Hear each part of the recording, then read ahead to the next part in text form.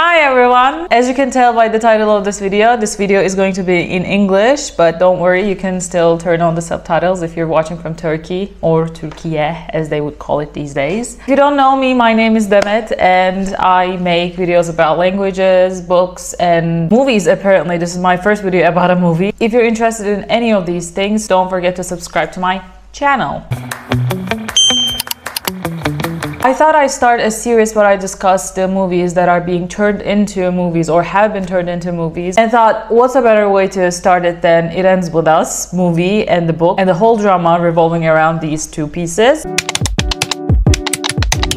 I've never read Colin Hoover before. I have recently moved from Turkey to England. Mrs. Hoover is not really that big down there, at least not amongst writers that I prefer to read. But since I came here, my Instagram, my YouTube, my TikTok, especially TikTok, subtly shifted and I get exposed to these types of books more often, especially on TikTok. And since I love a little bit of drama, it was impossible for me to escape from all the tea happening around the promoting of this book and the movie. Yes, I'm talking about you, Blake Lively. So I read the book knowing that Colin Hoover was a TikTok famous author. She doesn't write literary books that make you question your life. She doesn't write about serious stuff. And this is something that Colin Hoover actually says herself. In the book, she says, "In the past, I've always said I write for entertainment purposes only. I don't write to educate, persuade, or to inform. This book is different. This was not entertainment for me. It was the most grueling thing I've ever written." Now, putting out a coloring book about the thing that you described as the most grueling thing comes off a bit wrong, to say the least. I mean, talk about tone deaf. Apparently she came to her senses after releasing the coloring book and she apologized. No, she addressed that it was a stupid idea, but never actually apologized. So the book itself is really controversial in the first place, and the tone deaf marketing of the story actually starts from the beginning. So it's no surprise that Blake Lively was encouraged and saw nothing wrong launching her own hairline and throwing a party that was sponsored by her own alcohol brand. Anyway, I read the book knowing all this. I read the book because of all this, but still, because of all the marketing, I thought the book was actually about a romance and maybe some domestic violence sprinkled on top, and people were actually exaggerating it. But nope, this book is about domestic violence. Because this is a story that covers domestic violence, but it's not about domestic violence, it's about this woman. It's written because Colin Hoover wanted to tell the story of her own mother. The story and the character Ryle was inspired by her own father. Seriously, it's in the book. It's in the note from the author section. She says, "I wanted to write something realistic to the situation my mother was in, a situation a lot of women find themselves in. I wanted to explore the love between Lily and Ryle so that I would feel what my mother felt when she had to make the decision to leave my father, a man she loved with all her heart." And the name of the book is about domestic violence. In the book, spoilers, obviously, the name of the book is It Ends With Us because at the end she holds her child and tells her that the cycle of domestic violence ends with us. Stops right here, Baba, with you and me. It ends with us. So it's real, it's heavy. It's not something that you would say, grab your girls, wear your flowers, and come to the movies. To say that is actually saying like, wear your striped pajamas and come have fun at the movies for the movie The Boy in the Striped Pajamas. Or wear your chains, have fun at the theater for 12 Years a Slave. So the whole promo for the book and the movie is just tone deaf, except for Justin Baldoni, who is the director, who's also one of the main characters, who also doesn't promote the movie with Blake Lively, who is the main character and the partner of his character. Everything is just all over the place. This is water, you're wondering. This is coffee, and this is tea, by the way, which are all cold because it took too long to shoot this video. So let's talk about the book first.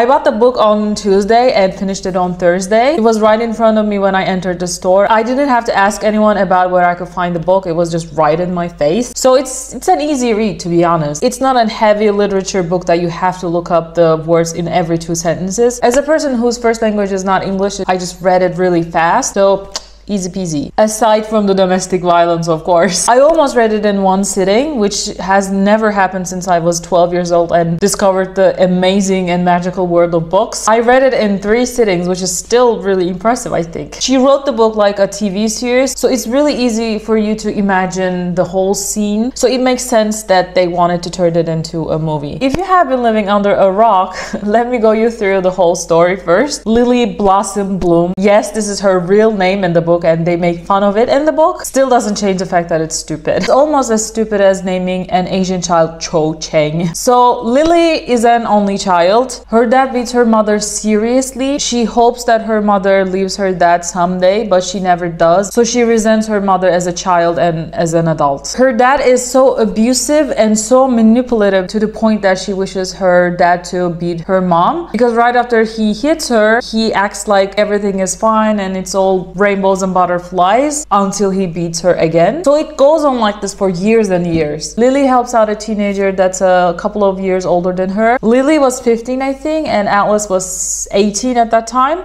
He's homeless. He will turn 18, I think. Atlas is homeless because his own family rejected him. So he takes a shelter in a house next to Lily's house to actually end his life. He tells that to her later on in the story. But right before he decides to take his life, he sees Lily and thinks that she's the most beautiful thing that he's ever seen. So Atlas and Lily become friends. Lily gives him food and blanket in secret. He carves out a heart from the tree that they had a special moment about. They eventually have teenage sex, but Lily's abusive dad catches them on act and beats the shit out of Atlas. Atlas eventually goes to the Marines to save his life and promises Lily that one day he would come back for Lily when his life is good enough for somebody to take in. He also lived in Boston at some point in his life and thinks that Boston is the best city to live in. So they both dream in living in Boston someday. We know all these because adult Lily rereads her journals. She wrote as letters to Ellen DeGeneres. Yes, the Ellen DeGeneres. Now, thinking that Ellen's whole career went downhill, picking Ellen DeGeneres might not be the best idea for this book, but this book was actually published in 2016. So Ellen's whole truth was not out yet by then. And Atlas and Lily watched Ellen DeGeneres when she comes from school every day. This is something I did in Turkey. So Ellen DeGeneres was that big. So to me, it makes sense that Lily idolized Ellen DeGeneres as a kid, as a loving, caring person, which is something that she never saw from her parents. Lily grows up, finds a job in a marketing firm, and she lives with a roommate. This is important because remember, we're going to compare the book to the movie. But her dad dies, so she needs to make a eulogy for her father at her father's funeral. She can't think of anything to say, and her mother tells that write 5 favorite things that she likes about her father. She goes up there and says nothing, basically, because she can't think of 5 good things about her own father. So she goes back to Boston. She's 23 years old, by the way. This is also really important because remember, we're going to compare the book to the movie. She meets Ryle. Ryle is a neurosurgeon. He's a lot older than Lily and he actually has a huge trauma that he hasn't been able to deal with. So what happened to him is that he shot his brother in the head accidentally when he was 6 years old. So he has a lot of pent-up anger. They meet. Ryle says he doesn't want anything serious. Lily says she does. They flirt back and forth, but they eventually start dating. Lily quits her job and starts a flower shop business called Lily Blooms. This is the only thing about flowers. She just owns a flower shop. It doesn't have to be the whole identity of the book and the movie.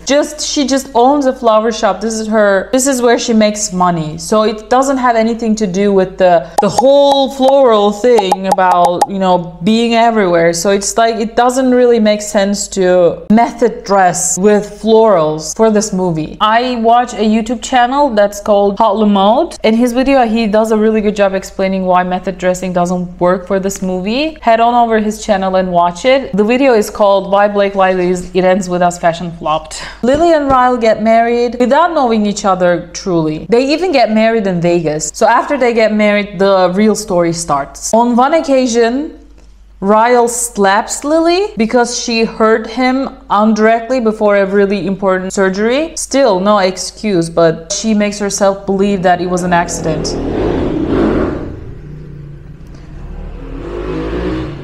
Of course, it's no excuse, but she makes her believe that it was an accident, which is something that she will repeat later on in her marriage. They were drunk, it was a whole chaotic scene, and Ryle apologizes like crazy. It's easier for her to accept his apology and think it was an accident. The second time he hits her, he finds a piece of paper with Atlas's number in her phone case, and he loses it. He pushes her down the stairs and gaslights her into thinking that she just fell down the stairs. This time it's harder for Lily to forgive him because he doesn't even apologize. But then he eventually comes to his senses and tells about the trauma, what happened to him when he was a child, and how he shot his brother, and how it just scarred him for the rest of his life, and he's been going to the therapy ever since. So she obviously caves in, considering how much she loves him. Again, he promises her to never hit her until, of course, he hits her again. In the last incident, Ryle finds out about everything about her and Atlas. How she kept magnets that he gave her, how he named his restaurant after Lily, and he gets super crazy that he even tries to rape her, and he obviously beats her up, and that's the last that he's ever hurt Lily. Lily immediately goes to Atlas because he knows that Atlas is the only person that Ryle can find, because she can't go to her mother because Ryle can find her there. She then finds out that she's pregnant with Ryle's child, and she decides to have the baby and leaves Ryle and probably gets married to Atlas because they run into each other and tell that they are both ready for each other in their lives. So that's the whole story of the book, basically. Like I said, it's very straightforward, sometimes sarcastic and downright ridiculous. There were multiple occasions where I just rolled my eyes because the dialogues were so stupid. Such as, my favorite conversations are the ones with no real answers. She says that to herself while talking to Ryle. I mean, like, saying that to someone to look cool is one thing, but saying that to yourself? I mean, like, no one likes that. I wrote here, what the fuck does that even mean? It's not realistic, not to mention immature. And also Ryle says to Lily, there's no such thing as bad people. We're all just people who sometimes do bad things. This is just not true.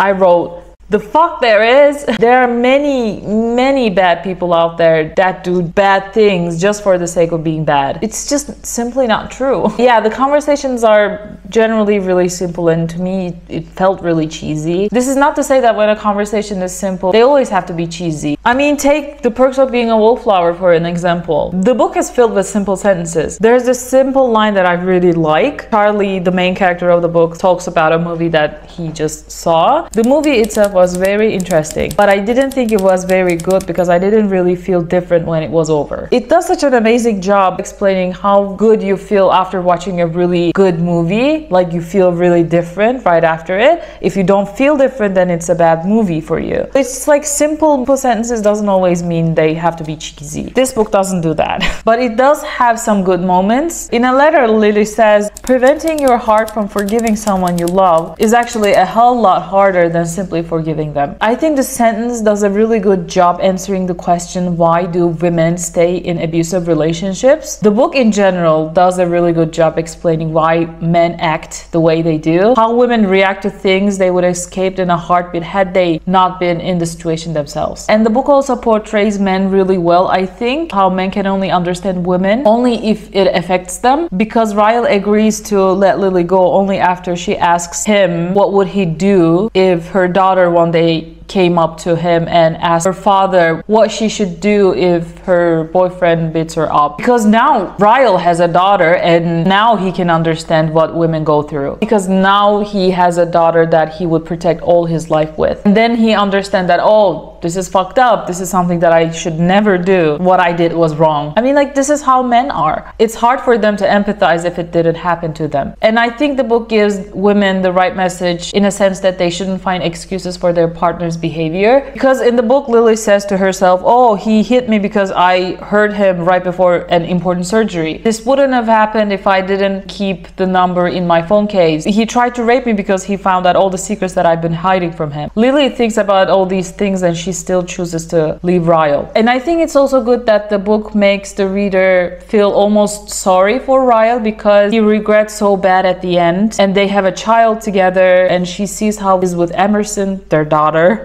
They named daughter Emerson, Emmy. So you soften as a reader and think how everything would be easier if Lily forgave Ryle, but she stands her ground and asks the question, what would you do if this was your child? And he comes to terms with Lily and agrees to let her go. So the ending was really good, I think. It all tied up really well.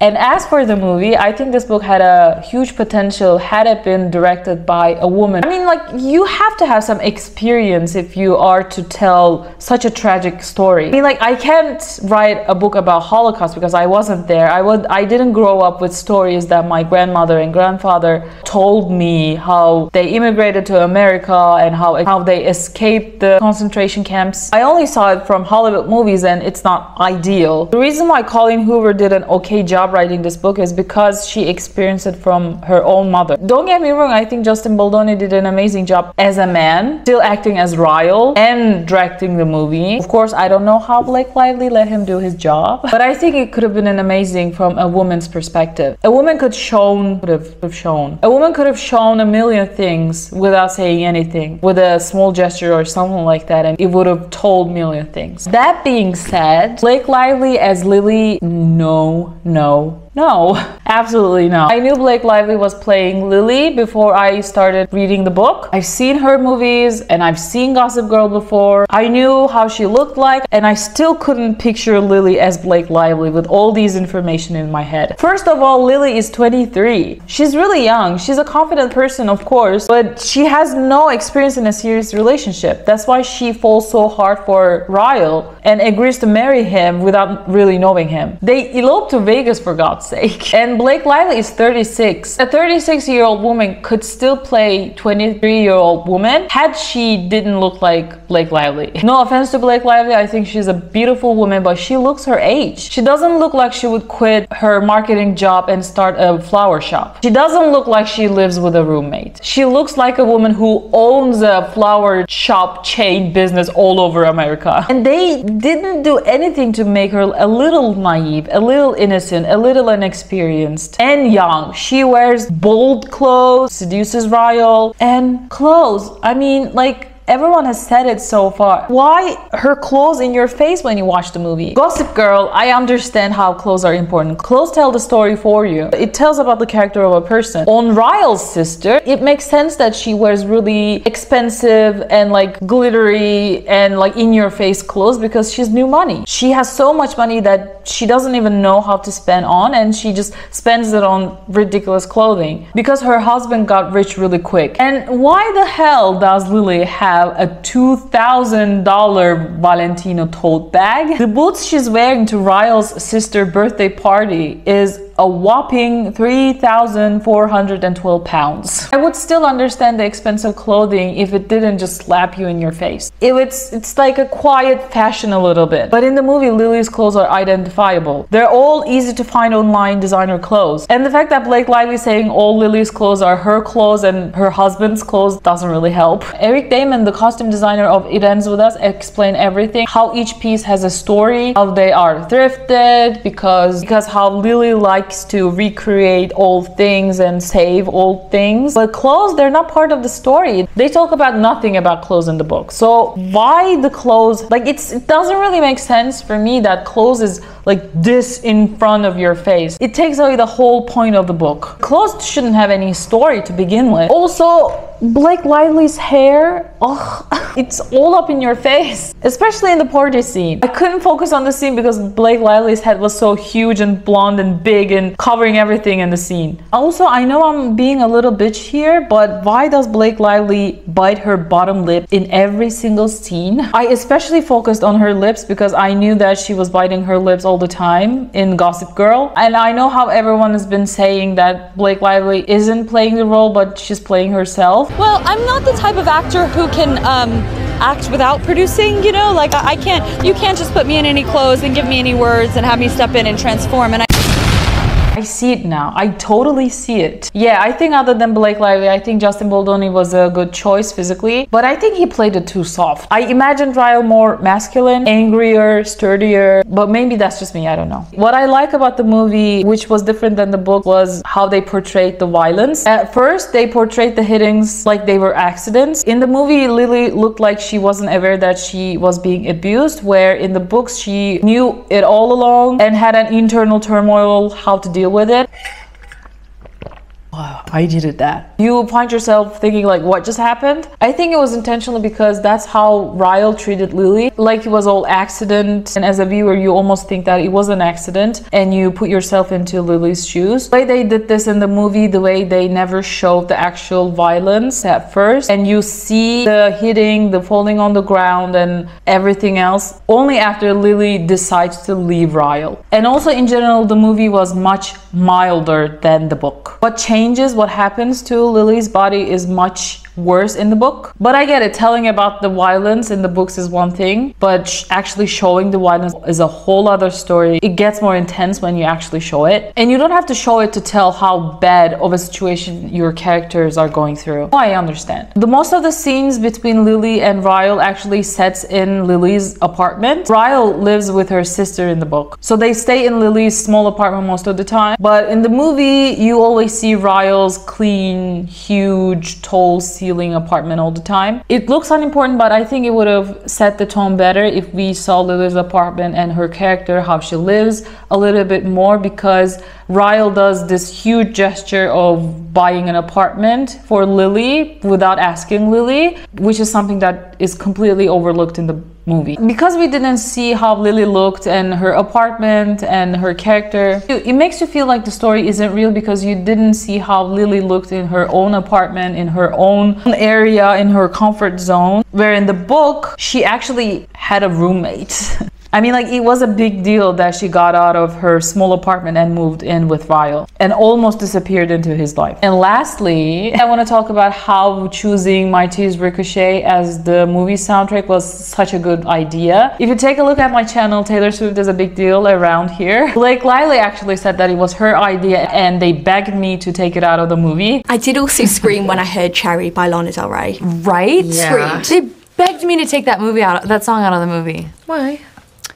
I'm not supposed to be talking about this, but because they felt like it was like too charged and heavy, and things are still good with Ryle at that point, so you don't want to feel that charge. And I was like, the moment Atlas enters, things are charged and heavy. Why was that the perfect Taylor Swift song to use for that moment in the film? I actually have to give credit to Sony, who cut this trailer. They picked that song of all the songs. And at that point, her music wasn't in the movie yet. Once we saw it in the trailer and we saw what it meant to people and what it meant to us, I was like, I gotta put this song in the movie. But no, I think it's a really good choice. Especially the line, even on my worst day that I deserve, babe, all the hell you gave me. Because I loved you, I swear I loved you till my dying day. I mean, like, Taylor Swift obviously wrote this for Scott Borchetta and how he sold Taylor Swift's masters to Scooter Braun. But I think it goes so well to tell the story of someone who's being abused by someone who she loves. And the tone and the melody also goes really well and in your face and shocking, as this movie should be. And other than this, I think the whole movie felt a little blank, to be honest. I only watched it a couple of days ago and I don't really remember much of it.